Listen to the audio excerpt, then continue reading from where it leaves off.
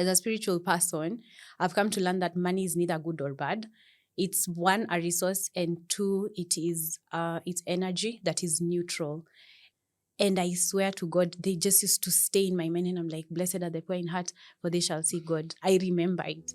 Don't remember a time where I was like, I am going to leave God because I'm wallowing in poverty, which happened so many times. I never gave up on God. I just used to go to him and be like, okay, Dad, because that's a relationship I have with God. Before I even actually learned about the Divine Mother, I was like, you need to help me. Why aren't you helping me? What's happening? What did I do?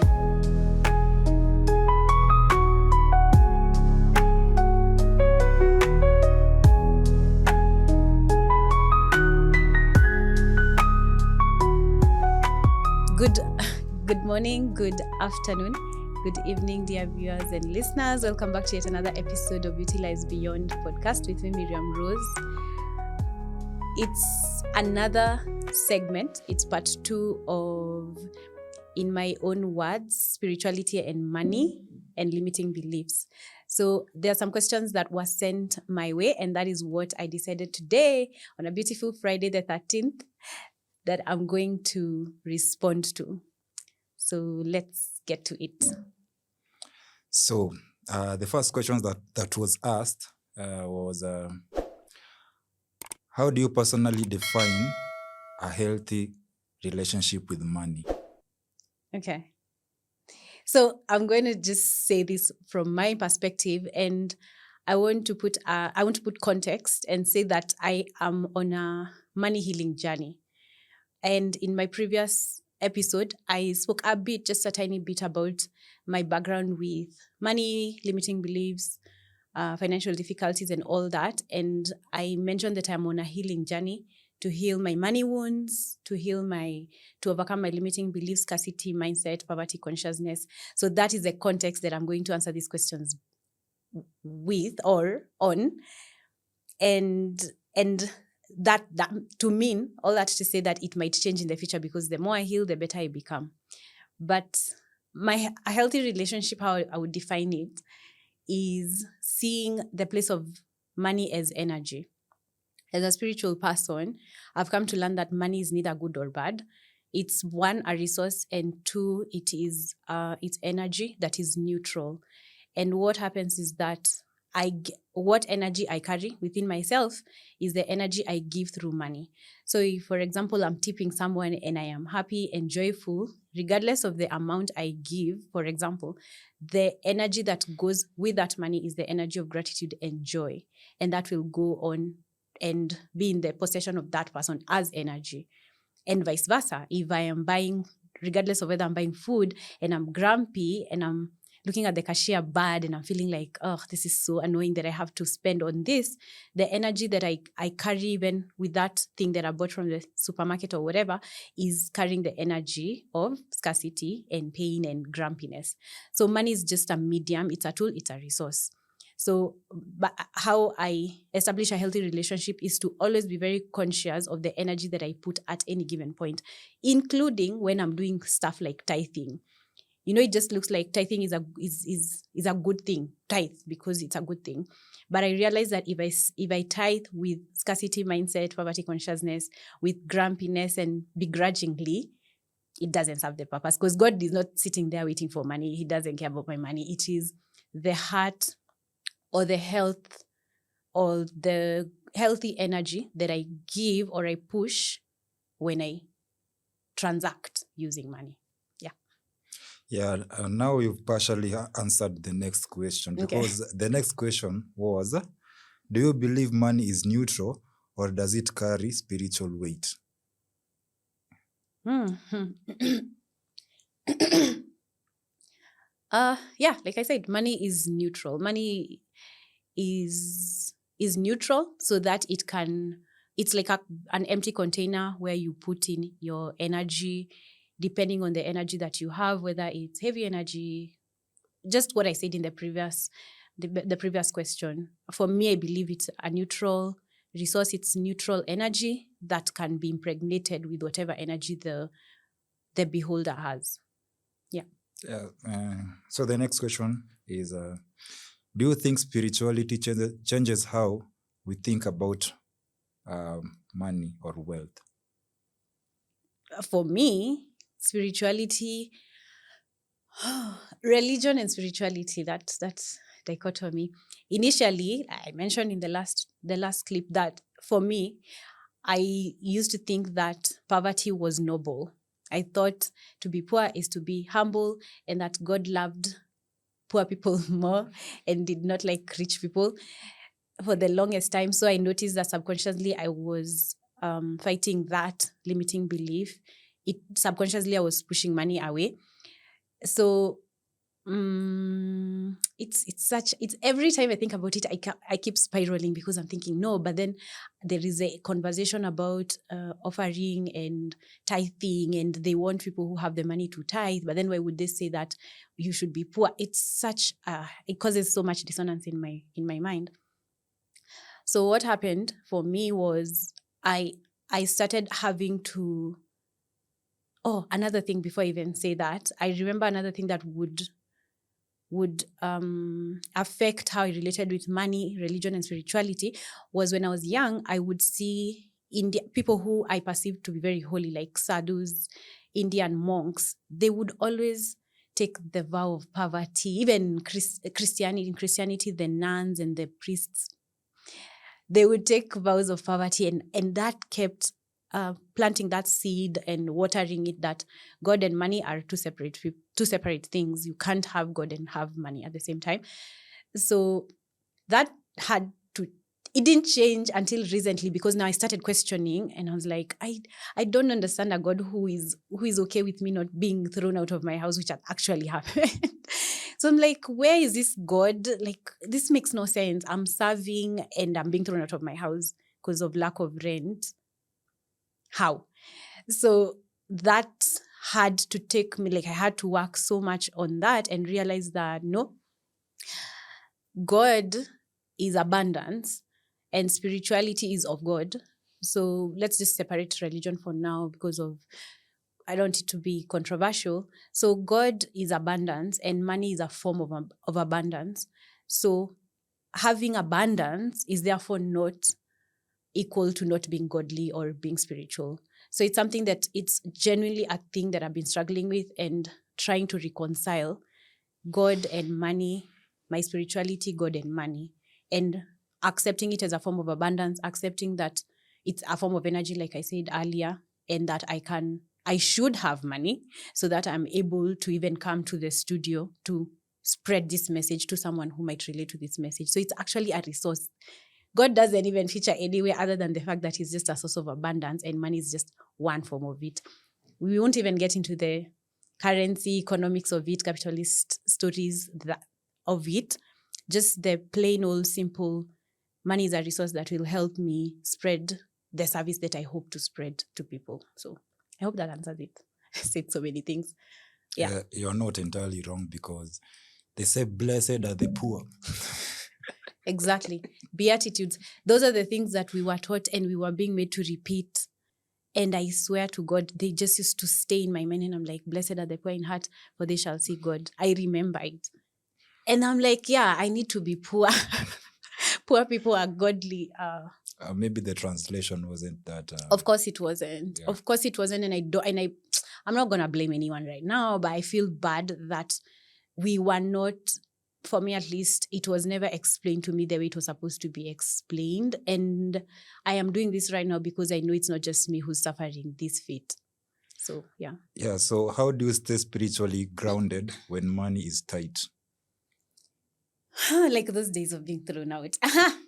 Gosh. I will look back and laugh at these days.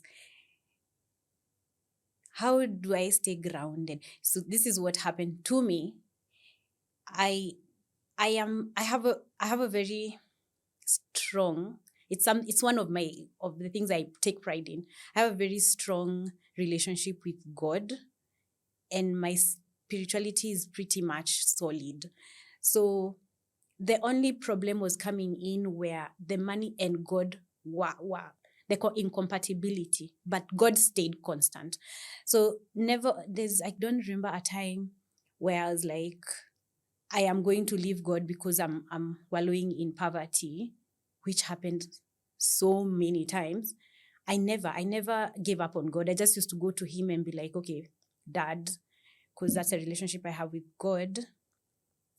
Before I even actually learned about the Divine Mother, I was like, you need to help me. Why aren't you helping me? What's happening? What did I do wrong? Like, I have never questioned my spirituality and my connection to God relative to lack of money. That has never happened. Yeah, it's never happened. So I think groundedness has always been part of who I am. The only ungroundedness comes in that relationship of godliness and worldliness. That's the only thing I can say was ungrounded. It's an ungrounded belief, and I've been working on that. Yeah. So, has money ever tested your values or principles? What does that mean? Like, for example, if someone, I remember, yeah. I mean, I guess if what you mean is this example. So one time in college, I had no money, man. So I don't even know if I should say this on here. But I was like, what do people do? They sell kidneys, they sleep around, they sell drugs. Yeah, I think I should sell drugs. That's something I can hack. I think I'm very smart. I can sell drugs. And I went to a friend of mine. He's passed on. The friends I lose are just the best. Oh, may he rest in peace. And I went to him and I was like, I have this idea because I'm trying to work. It was in college. I think we were on long holiday. I think I have this idea. I have had, all I have to do is drop a package. I don't know where, and I'll be paid. And I don't even need a lot of money. And I wasn't going to be a drug dealer. And I didn't even think, oh my God, I'm going to ruin lives. No, but I wasn't saying it out of malice. It was just like, it's a package. Let me just do it. And then my friend was like, there's no way you're doing that. You're staying here with me because I will not let you out of my sight. And he saved me. That's why it's such a fond memory for me. But I was serious. I was going to do it because what the hell? Why? What is this pain? What is this scarcity about? I don't get it. And like I mentioned in the previous video, I didn't grow up in scarcity, in money, in scarcity. So it just came all of a sudden, like maybe around my teenager into my early 20s in college. So it wasn't a thing I had adapted to. So I guess, but I wasn't gonna I don't know how to explain. I was just dropping a package. I wasn't gonna be a drug dealer. Does that make sense? So, but I did not do it. Let it go on record that I did not do it. I would not do it because that's what I wanted to say. That I don't think, there's another podcast I did and that question was asked and I don't know. I will never say never, but I don't think I would compromise my values now anyway, where I've reached because of money, because again, I know the place of money in my life. It's not up here anymore. There's that time, for me, money was survival. I needed money to survive. I needed to parent. I needed my parents to stop stressing. So for me, in my 20s, I think I was 18 or whatever, money was up here. Now it's not. Man, I've gone through so much. I don't give money that much weight in my life. Yeah. So, do you think there is such thing as wrong money spiritually? Of course, yeah, because of the energy that's impregnated. So like the money I'd have made if I had done that drop would have definitely probably not even helped me. It would have caused chaos in people's lives, God forbid. It would have probably brought me bad karma also. Yeah, because it's not impregnated with helpful energy. It's not healthy energy. It's not love. It's full of fear and survival. So I think one easy way to distinguish energy that is connected to money is fear and love. So if your money is made out of fear, you need to question it. If the money is made out of love, then I think that's healthy money. Yeah. Can the pursuit of money distract someone from their purpose? Yeah, again, it's the same argument of where you place money in your life. And for example, me, because it's in my own words, it depends on where you place money again in your life. For me, I know one of the things that the purpose of my life is service. And service doesn't mean not working or whatever. It just means serving humanity vis-a-vis just pursuing money for the sake of money itself. But I also know that I have been in that position in life where, like I said, money was the utmost priority. That is what I'm going to pursue. And those are the things I've been indoctrinated. Everyone around me is just doing that. So what's wrong with you? Why are you not doing it? And it's things I had to question myself over. However, I've learned that I can do the service, live my life purpose, and the money will come. You know how they keep saying, just do the thing you love, asterisk, and the money will come. Do your purpose and the money will come. But if you make money your purpose, you become the slave of money. You become its slave. That's the catch. So again, it depends on how much power you've given money, where you've placed money in your life. Is it your master? Are you slaving for it? Or have you made it money your slave and you're the master? And if you're the master, you're able to pursue your purpose. So yeah, of course it can derail you. So is it okay to desire abundance and still live humbly? See, abundance is what needs to be understood. Abundance is not, it has the energy of love. It has the energy of service. And abundance, like I said, money is just one aspect of abundance. Gift is another aspect of abundance. There are 3 more, there are 5 that I've studied. I forget them right now. So are you even pursuing abundance? You're not pursuing abundance, actually, because if you know yourself as a soul and not ego is the one that we've been put here with an ego to help us survive. So if you are able to disidentify yourself from the ego, from your mind, from your body, because you need money for clothes and food and everything, and you realize that you're a soul, you realize that you are abundance. And that is why the law of attraction and people who manifest money, they attract money. The easiest and the best and the most healthiest way to get money is to attract it, not to run after it, not to pursue it, like run after it. Attract it by living in your purpose. When you realize yourself as a soul, you're the divine essence, you're literally the essence of God, and God is all abundance, all love, all those beautiful things, then you in and of yourself are abundance. And then if you identify yourself as that, do your spiritual practices to purify yourself off of the misidentification, then money will be attracted to you because you will be a magnet of abundance. Yeah. So the next question is more of an advice. So there is a viewer who wanted to know, how do you protect your peace when money stress shows up? How do I protect my peace?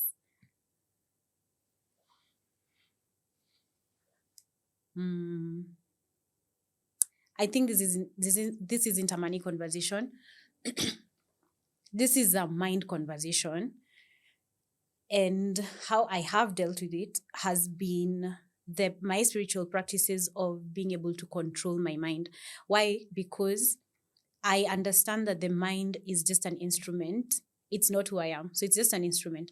So whenever the mind is giving me a scare about money, it's because it's trying to protect me. Nothing against the mind, nothing against it. So it's showing me all these pictures of what if we are thrown out again? What if we don't have food and all that? So the mind is just doing its job.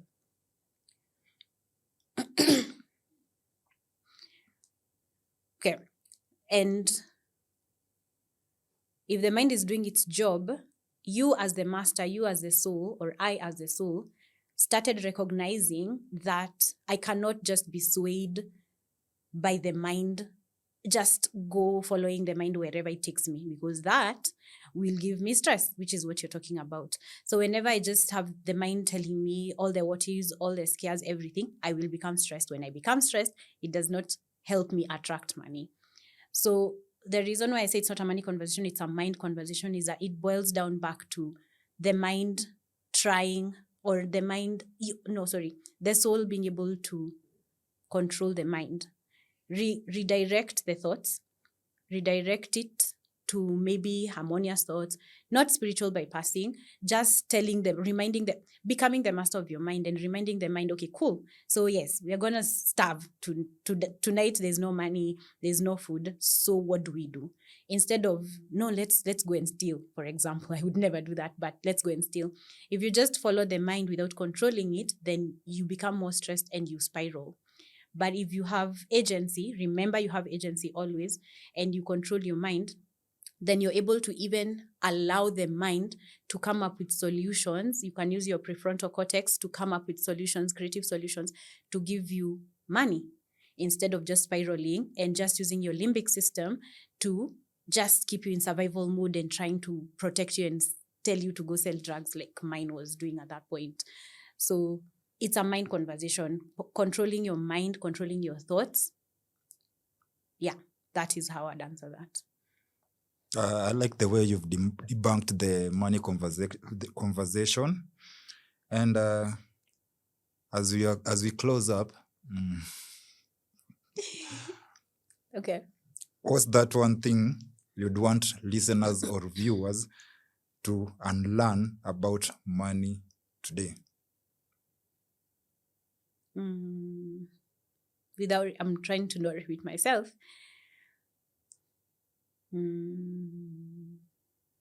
What I would want them to, yeah. I guess it's something that people believe about money, and it's not really appropriate, or maybe it's not really like what can I call it? Important about money. Let me think. For like a minute. One thing for sure is that money is important. Money is good. Money makes life easier. Money can buy you things that can make you happy. It's a whole debate. But I obviously am happier when I have money than when I don't have money, obviously. So that is not the gospel I'm trying to preach, that money is bad. No, money is good. Like I said, it's abundance. We want to be wealthy. We want to be rich. And that's all good.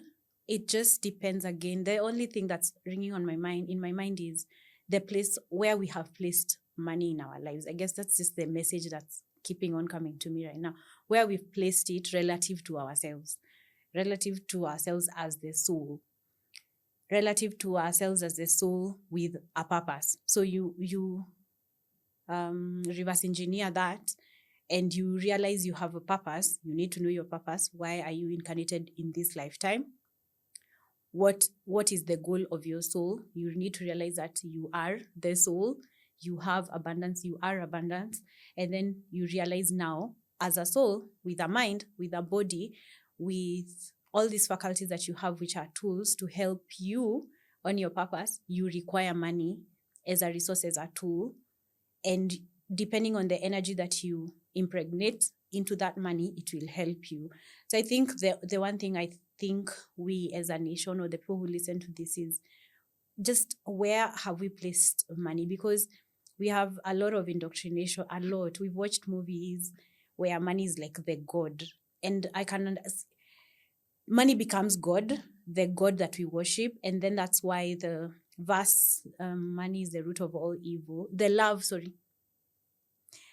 of money is the root of all evil, came from, because you need to know where you're placing your priorities.